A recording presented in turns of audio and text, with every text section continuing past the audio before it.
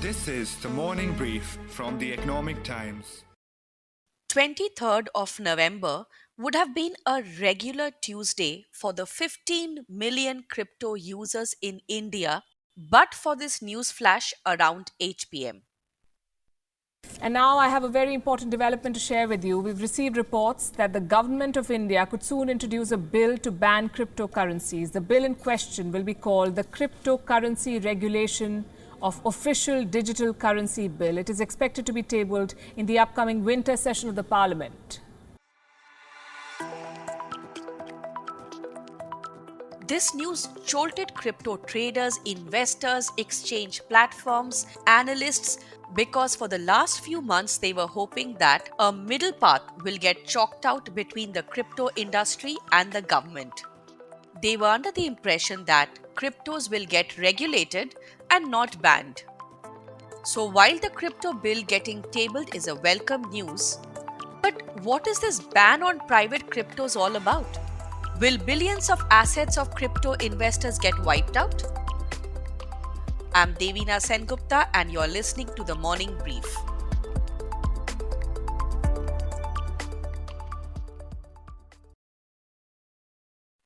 The news came in just when I was editing another crypto episode for this podcast.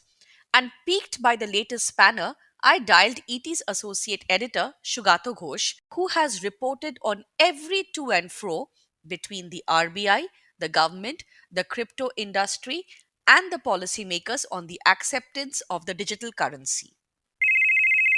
Shugato, since Tuesday evening, there has been a bloodbath in the crypto market in India. I mean, local exchanges have recorded a 15 to 20% drop in prices. People are selling. Exchanges hope that the actual bill could be different than the one described in the Lok Sabha bulletin. What do you think? Well, the crypto community in India faces certain existential questions. There is no debate that the government and the RBI want the underlying technology, blockchain, to be accepted and encouraged. But then this opens up a flurry of questions. Can blockchain survive without crypto assets? We know it can, but that would be private blockchain and not a public one. This is like intranet versus internet. The essence of a public blockchain is that anyone can join, but no one can tamper. So why do we need crypto assets for public blockchain? Is it to incentivize developers? How does this incentive work? What if we don't have a public blockchain? Do we really lose out? The future of cryptos, whether they keep their heads above water, would depend on how convincingly these questions are answered. Till now, the perception on cryptos has been shaped as this new asset class with no underlying, a punting game to make or lose money overnight.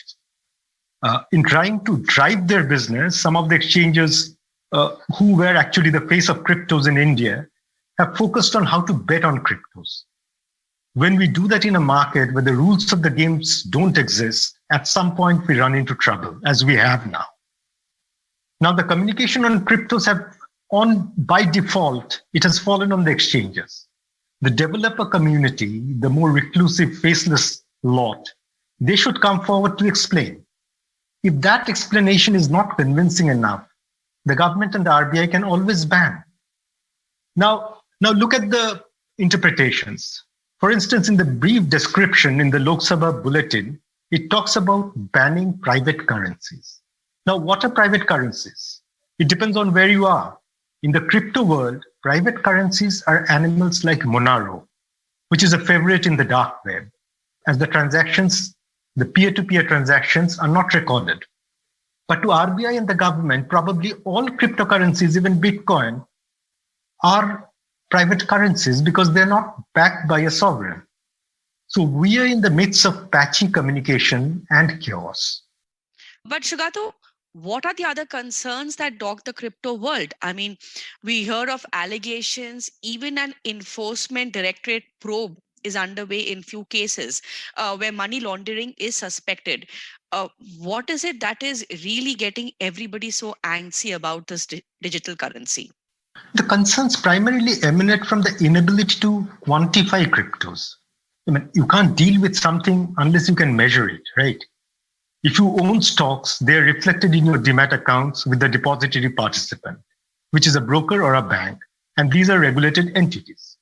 But there are no record of who owns how many cryptos.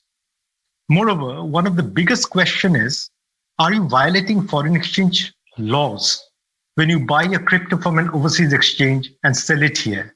Or buy a crypto here and transfer it to your friend who may be in the US?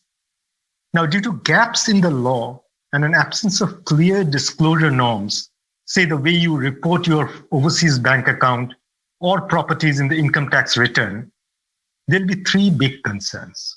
First, are cryptos used to launder money? Second, are they escaping the tax net? And third, which is the bee in the RBI bonnet, is the challenge that a surge in crypto holdings as an asset class could pose for financial supervision, financial stability, and maybe at certain stage even monetary policy. Right. But Sugata, these are very valid concerns, right? I mean, we know about the rising demand for cryptos, but there is absolutely no clarity on who is supplying cryptos. They don't get mined in India, right? We are just buying them. So isn't that a very important concern for the government, regulator, everybody?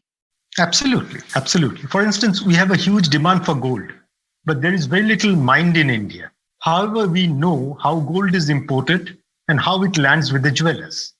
On cryptos, we are in the dark.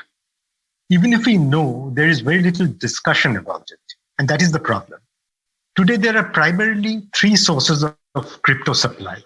The coins that are airdropped, which is basically free money, which the developer is giving you to popularize and initiate trading in different exchanges, which is basically providing coins to developers and others who sell it down, and other stakeholders involved in the development of a new coin, who then sell it on exchanges in India. That is the first flush of supply. Second, there are those who cut arbitrage deals, that is buying cryptos from abroad where the price is lower and selling in India. Now, this is not openly discussed, simply because we don't know whether these transactions are legitimate. Now, even if you are not transferring funds through the Hawala route and transferring money using the banking channels, say to buy cryptos from overseas sellers, the question is, are such transactions, the use of RBI's liberalized remittance scheme, permitted for this purpose? Third, we also have the intermediary platforms who don't use the banking channels, but nonetheless supply cryptos from overseas. Now, how does this happen? Suppose 100 people give, say, 1 crore rupees to a particular intermediary. Say that, okay, you source so many coins for us. Now, that coin may not be available in India. Even if it is available, the supply may not be adequate. So what they do, they buy USDT, which is a coin that is linked to the US dollar and is considered to be a stable coin. Now, that is bought locally from one of the Indian exchanges. And then they move this coin abroad and swap it for the coin that is in demand in India to meet the local demand. Now, here, money indirectly is changing hands and crossing the border in the garb of crypto, and then again coming back. Now, is it kosher? Well, opinions differ. Right. Thank you for explaining it in that way, tracing the route of crypto across borders. But Sugata, when this news came in, were you surprised? I was a little taken aback because a week ago we had the crypto stakeholders had a fairly elaborate meeting with the members of this Parliamentary Standing Committee on Finance. And they were given a chance to explain cryptos. And there was a widely shared perception, even media reports, that the entire exercise was meant to regulate cryptos and not enforce an outright ban.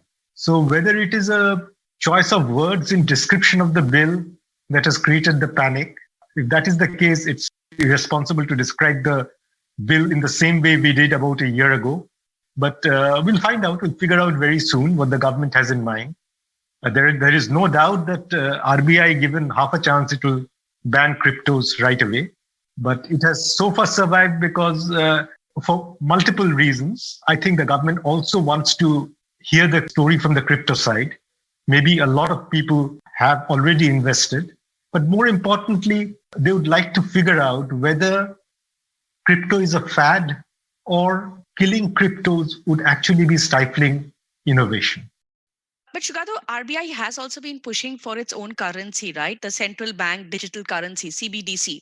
So is that the reason why all of the forms of crypto might get banned? Well, it's difficult to attach beyond academic significance any importance on the central bank digital currency right at this point, because it's fashionable among central bankers to talk about CBDC, but no central bank in the world has actually launched CBDC. If it is such a great thing, somebody should have launched by now. They haven't. Secondly, how is CBDC different from the digital currency, from the digital money you have now? Yes, transactions can move faster, money can move faster with CBDC. But other than that, the very essence of crypto, which is anonymity, privacy, those are far from there in CBDC.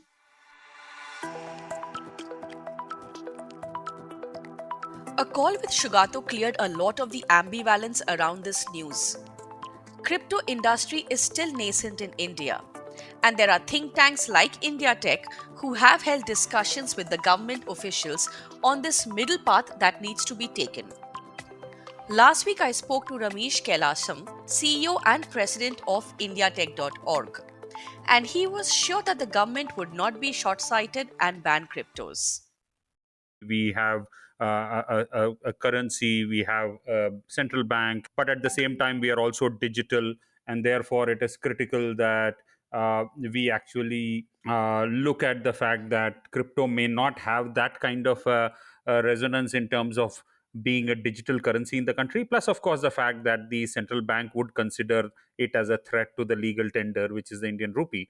But that shouldn't stop us from allowing people to own cryptos, because it's an investment class. All the developed economies and the mature economies, if you look at them today, are not the ones who have banned, but they have adopted it and are building regulatory framework as we speak. A lot of work on this is also happening, obviously, at the Ministry of Finance. In this case, they are trying to figure out who to tax. Of course, there are the trading companies, there are, of course, the individuals who are buying into crypto, and of course, there are the exchanges platform. So, every single stakeholder in this will have to go through some amount of taxation, and the rules are being formulated to figure out who and at what percent will get taxed, correct?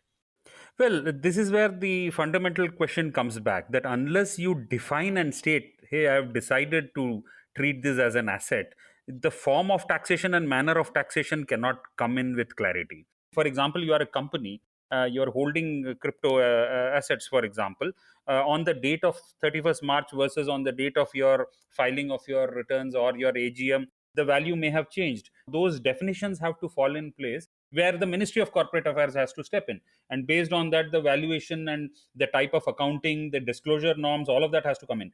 If the government has to get a satisfactory belief that, yes, it has fairly gotten hang on how many people hold cryptos and what is the value of holding, for it to get that reassurance, disclosure is a requirement in the income tax returns. But between Tuesday night and Wednesday morning, 10 to 12 million transactions were recorded across crypto exchanges in India, which were mostly on the sell side. I called Rameesh again on Wednesday morning and asked him, was he still optimistic about this middle path? The Cryptocurrency and Regulation of Official Digital Currency Bill 2021 has been listed for business in Parliament. The definition of private cryptocurrencies, the regulation, and all of that is still in the works. What will be allowed, what will not be allowed, it could also mean that private cryptocurrencies will not be allowed as currencies, but rather assets and investment class. And then the subsequent regulation, which is still in the works, is evolving as we speak. And therefore, out of even mechanisms such as 200 of them which trade in Indian exchanges out of the 13,000 odd, the filtration mechanisms and so on have to be defined apart from KYC processes and so on. And it was not just Rameesh. Even the industry heads tried to rein in the panic through messages via platforms like Twitter, which had cryptocurrency ban trending for 2 days. I'm aware of the frenzy caused by the recent news around crypto. I urge you to remain calm and, like always, do your own research before arriving at a rushed conclusion. Recent conversations with the government point towards a progressive approach, and there is no concrete statement made which claims otherwise. Tweeted Ashish Singhal, founder and CEO of digital exchange platform CoinSwitch Kuber. When I called Nischal Shetty, co-founder and CEO of India's largest cryptocurrency exchange WazirX, he suggested a wait-and-watch approach as well. The description of the bill hasn't changed from what it was in when it was first listed in Feb 2021 this year. But I think ever since the last 7-8 months, what we've seen is a lot of progress, starting with our finance ministers talking about bringing a calibrated approach to crypto regulation, to the recent parliamentary meetings that have been held, and even our prime minister tweeting about crypto regulations. I think there is a lot more understanding, and there's also a lot of data that has been collected on an ongoing basis, which will give them a clearer picture than, let's say, a year ago.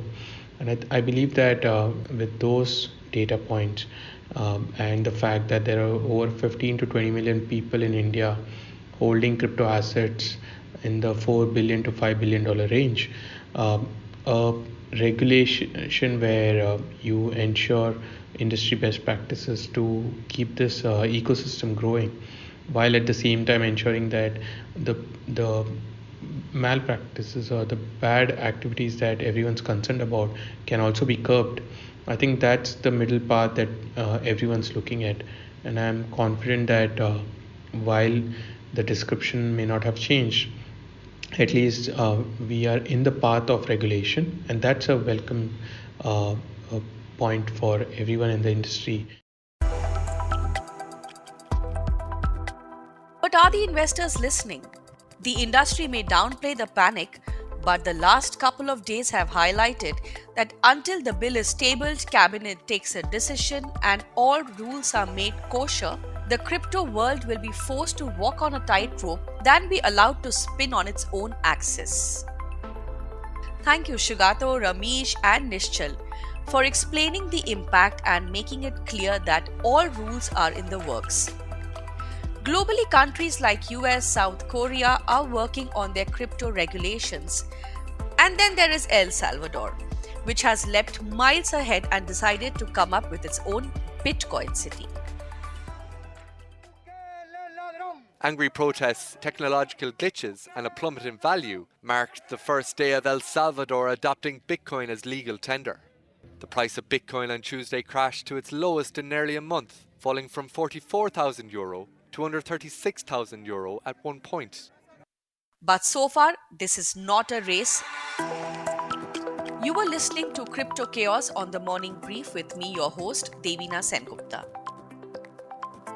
The producers of the episode were Bhavya Dilip Kumar from the Economic Times and Swati Joshi from Awaz. Sound editor is Saundarya Jayachandran from Awaz. Executive producer for the episode is Arijit Barman. I hope you enjoyed listening to the episode. Do send in your feedback to themorningbrief@timescoop.com and share the episode on your social media networks. The Morning Brief airs every Tuesday, Thursday, and Friday. Thank you for listening and have a nice day ahead. All clips used in this episode belong to their respective owners. Credits are mentioned in the description.